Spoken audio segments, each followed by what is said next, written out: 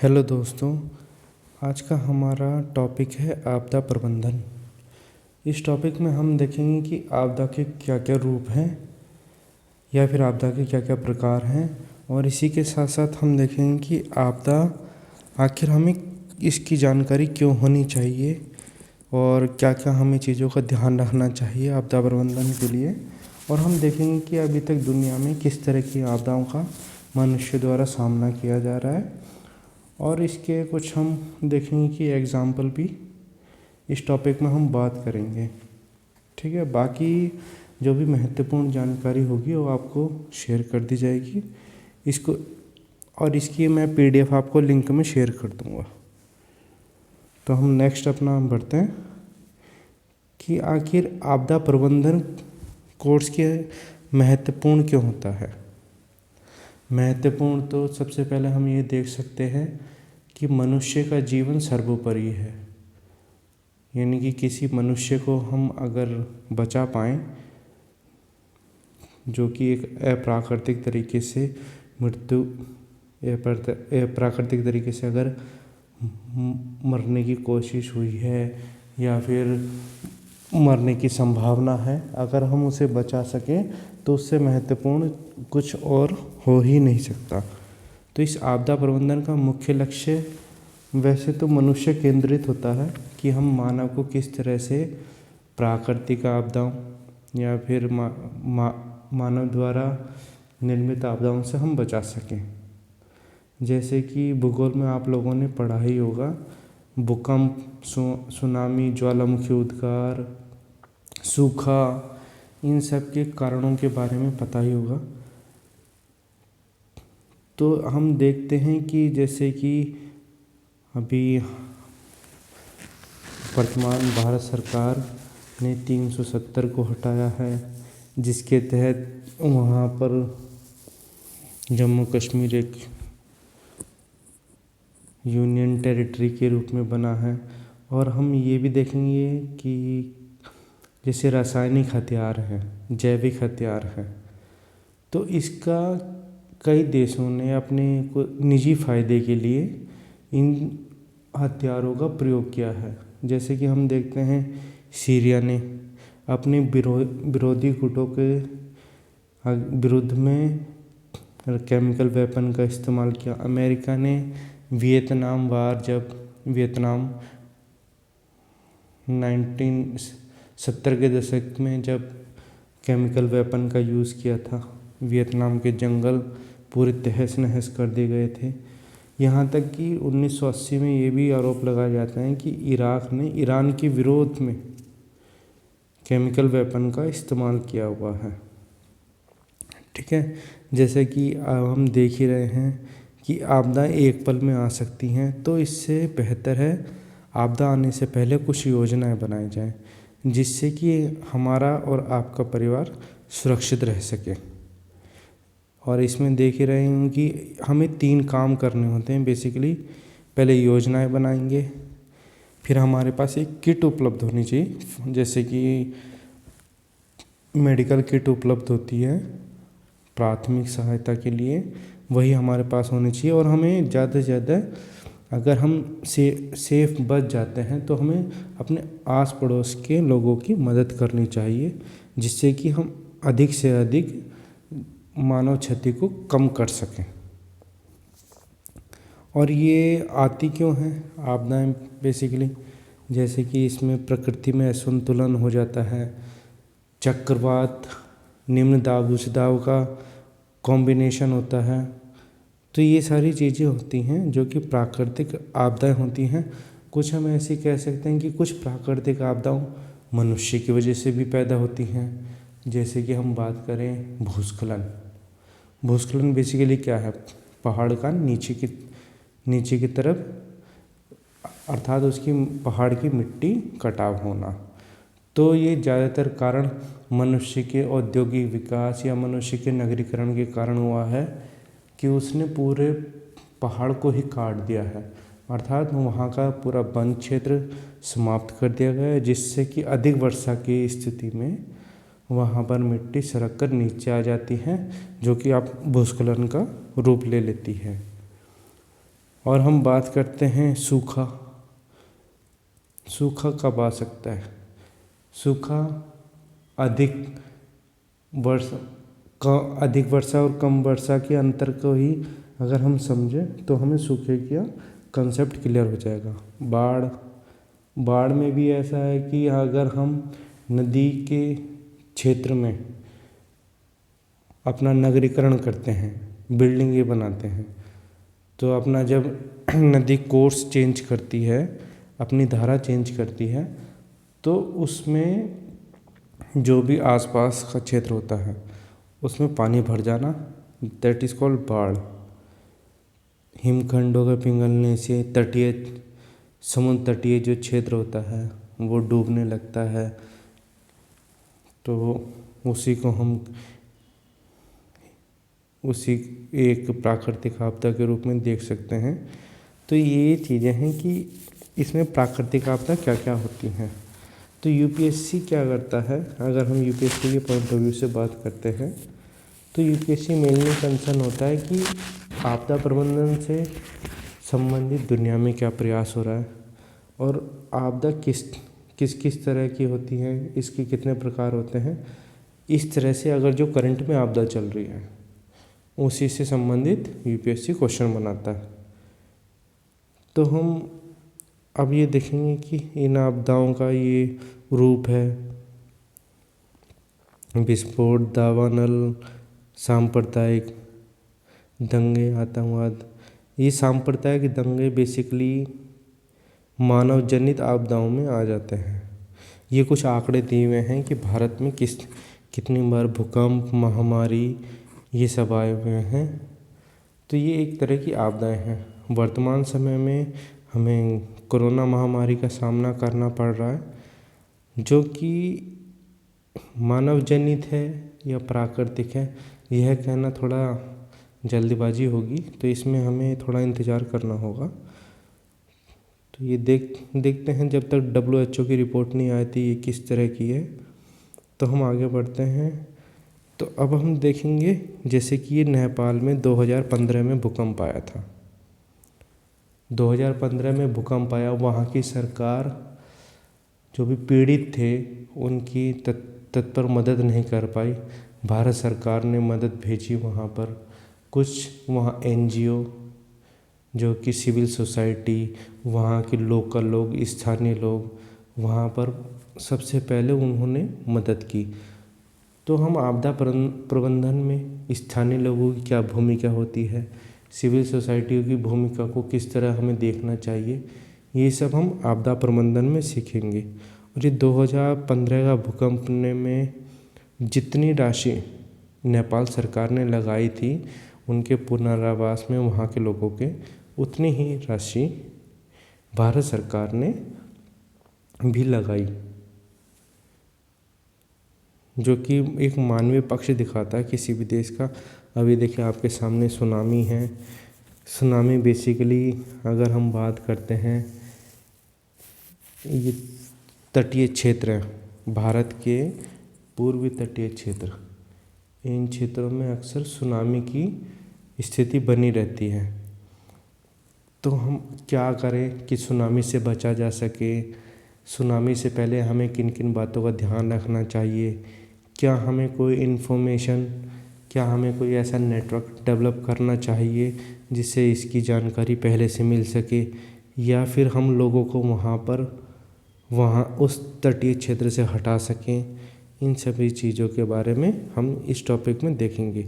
अब ये सूखा है, भारत के क्षेत्र हैं वृष्टि छाया क्षेत्र, जैसे कि हम बात करते हैं महाराष्ट्र का विदर्भ का इलाका, जैसे कि कुछ इलाका इसका मध्य प्रदेश में भी आता है, बट इन इलाकों में सूखे की समस्या बनी रहती है। क्यों? क्योंकि वहाँ वर्षा कम होती है और पानी संचय का कोई साधन नहीं है। तो इस वजह से वहाँ पर सूखे की अक्सर लोगों को समस्याओं का सामना करना पड़ता है। और अब हम देखेंगे कि जैसे कि आई थिंक 2019 में असम में फ्लड आया था, जिससे कि बहुत ही जनहानि हुई थी, बहुत ज़्यादा। तो तो वहाँ के लोगों ने बहुत बढ़ चढ़ कर हिस्सा लिया मेडिकल एड में, इवन कि धन से मदद की, कपड़े और दवाइयाँ, ये सब मेडिकल किटें प्रोवाइड कराई और सिविल सोसाइटी की अहम भूमिका भी थी। अब अगर हम बात करते हैं भारत में फ्लड की, जैसे कि अभी 2013 के आसपास 2013-14 में केदारनाथ में फ्लड आई थी। तो उसका मेन रीज़न क्या था? केदारनाथ में बेसिकली एक गांव पड़ता है रामबाड़ा। रामबाड़ा में लोगों ने क्या किया, वहाँ पर बिना चेक पॉइंट के विस्तारीकरण करते गए, अर्थात वहाँ पर घरों का निर्माण हुआ, वहाँ पर टूरिज़्म इंडस्ट्री विकसित की लोगों ने। जबकि रामबाड़ा की अगर लोकेशन हम देखते हैं तो वो वहाँ पर बहुत सारी नदियाँ आकर मिलती हैं। तो वैसे तो वहाँ हर साल बाढ़ आती है, बाढ़ मतलब पानी ज़्यादा आता है। तो वहाँ पर उस समय क्या हुआ, उन्होंने और वहाँ के जो पहाड़ हैं दोनों तरफ के, उनका ढलान बहुत तीव्र है। उन्होंने उसकी कटाई की, कटाई करने के बाद वहाँ पर घरों का निर्माण किया। और इसमें अगर हम बात करते हैं अपने नगर पंचायत की या ग्राम पंचायत की, तो उन्होंने कोई चेक नहीं किया कि किस तरह का निर्माण हो रहा है, जिसके तहत अधिक बारिश की स्थिति में पूरा का पूरा पहाड़ ऊपर से नीचे खिसक गया, जिसमें कि बहुत ही मानव त्रासदी हुई थी, आप सभी लोग जानते हैं। हम इसमें भारत में ये भी देखेंगे कि भारत के किन किन राज्यों में हमें आपदा प्रबंधन करने की आवश्यकता है और किन किन राज्यों में आपदा प्रबंधन करने की आवश्यकता नहीं है। जैसे कि अगर हम बात करते हैं बिहार में अगर हम बात करते हैं भूकंप की या ज्वालामुखी की, क्या बिहार में भूकंप आता है? हाँ आता है, बट बहुत कम। बाढ़ आती है, हाँ बिहार में कोसी नदी है जिससे बिहार में अक्सर बाढ़ की स्थिति बनी रहती है बरसात के मौसम में। तो हम देखेंगे कि बिहार में किस तरह की आपदा प्रबंधन करा जाए, आपदा प्रबंधन में किस तरह की नीतियाँ होनी चाहिए। नीतियाँ भूकंप रोधी होनी चाहिए या बाढ़ रोधी होनी चाहिए, ये सब चीज़ें देखेंगे। तो हम एक चीज़ से ये पता लगा सकते हैं कि हमें किस तरह की नीतियाँ बनानी है। हम पहले राज्य देखेंगे, राज्य के अंतर्गत हम देखेंगे किस तरह का क्षेत्र है, क्या क्या यहाँ पर आपदाएँ आ सकती हैं। तो ये सब इसमें आपदा प्रबंधन में आता है। अगर हम बात करते हैं कि भारत नहीं जनरली अगर हम बात करते हैं तो किस तरह की आपदाएँ हैं, बेसिकली 2 तरह की आपदाएँ होती हैं, मानव निर्मित और प्राकृतिक। प्राकृतिक आप जानते ही हैं, बाढ़ रहा, सूखा रहा, भूकंप रहा और सुनामी रहा, सुनामी चक्रवात जो तटीय राज्यों में आता है। और मानव निर्मित की बात करते हैं, जैसे कि इस स्लाइड में आप देखेंगे ये मैन मेड है। मैन मेड कैसे? केदारनाथ की त्रासदी हुई थी, ये भी एक तरह का मानव निर्मित ही थी, क्योंकि पहले भी वहाँ पर अधिक मात्रा में पानी आता था, परंतु जब अधिक नगरीकरण हुआ, अधिक टूरिज़्म इंडस्ट्री विकसित की गई, तो वहाँ पर बाढ़ की स्थिति उत्पन्न हो गई, जिससे कि परमाणु हथियारों का प्रयोग करना, अर्बन फ्लड, नदी की दिशा में घर मकान बनाना, और ये तो बम्बई अटैक, आतंकवाद, ये भी एक तरह की आपदा है जो कि मानव निर्मित है। ठीक है, तो हम देखते हैं कि हमें आपदा प्रबंधन से निपटने के लिए राज्यों की भी मैपिंग करनी पड़ेगी। राज्यों की मैपिंग करने के बाद हमें आपदाओं को देखना पड़ेगा कि किस तरह की आपदाएँ आती इस राज्य में। फिर हम उस राज्य के तहत नीतियाँ उस तरह की निर्माण करनी पड़ेंगी। नीतियाँ निर्माण करनी है, नीतियाँ निर्माण करने के लिए हमें प्रशासनिक ढांचे की आवश्यकता होगी। ये हमारा प्रशासनिक ढांचा की जो संरचना है वो बॉटम टू टॉप हो या टॉप टू बॉटम हो, इन सभी चीज़ों को हमें देखना पड़ेगा। फिर हमें एक होलिस्टिकली देखना पड़ेगा, जैसे देश के स्तर पे क्या हम देश की नीतियाँ कहाँ से बनाएं, किससे प्रभावित होकर बनाएं, इन सभी चीज़ों का देखना पड़ेगा। अगर हम बात करते हैं जैसे जापान है, जापान अक्सर वहाँ 5 से 6 रिएक्टर स्केल का भूकंप आता रहता है, परंतु वहाँ पर बहुत अच्छी बिल्डिंग डिजाइन स्ट्रक्चर हैं जो सरवाइव कर पाते हैं इतने में। तो क्या हम जापान से ये चीज़ें सीख सकते हैं कि हमारे देश में जो भी भूकंप प्रभावित राज्य हैं, क्या हम सेम बिल्डिंग आर्किटेक्चर वहाँ इस्तेमाल किया जा सकता है, या अंतर्राष्ट्रीय स्तर पर क्या प्रयास हो रहे हैं जो कि हम अपने देश में इम्प्लीमेंट कर सकते हैं और उसी को देश के विभिन्न राज्यों में नीतियाँ अपनी बना सकते हैं। भारत में अभी तक क्या क्या इस पे हुआ है, जैसे कि NDMP 2016 national disaster management plan 2016 किस तरह आया, NDMA national disaster management act 2005 उसकी क्या भूमिका है, वो किस पृष्ठभूमि में सामने आया, ह्यूगो फ्रेमवर्क अंतर्राष्ट्रीय स्तर पर 2004, सेंडाई फ्रेमवर्क 2015, इन सभी चीज़ों को हम एक एक करके अपने आप इस कोर्स में देखेंगे। जैसे कि हम बात करते हैं उत्तराखंड में जंगलों में आग। उत्तराखंड में बेसिकली अंग्रेज़ों ने क्या किया था, डिफॉरेस्टेशन कर दिया पूरे जंगलों का, और वहाँ पे चिरपाइन की कल्टीवेशन किया, जिससे कि वहाँ पर उसके जो खरपतवार होते हैं वो बेसिकली डिकम्पोज बहुत मुश्किल से होते हैं, तो वो घर्षण के कारण आग पकड़ लेते हैं, जिससे कि जंगल में आग लग जाती है। तो हमें ये चीज़ें देखनी होंगी कि उस आग का हम, जैसे जंगल में जो आग लग जाती है दावानल जिसे हम कहते हैं, तो हम उसको कैसे बेहतर तरीके से मैनेज कर सकते हैं। अभी हाल फिलहाल में ऑस्ट्रेलिया में आग है, और ब्राज़ील में जिसे हम दुनिया के फेफड़े कहते हैं अमेजन फॉरेस्ट, उनमें आग लगी हुई थी।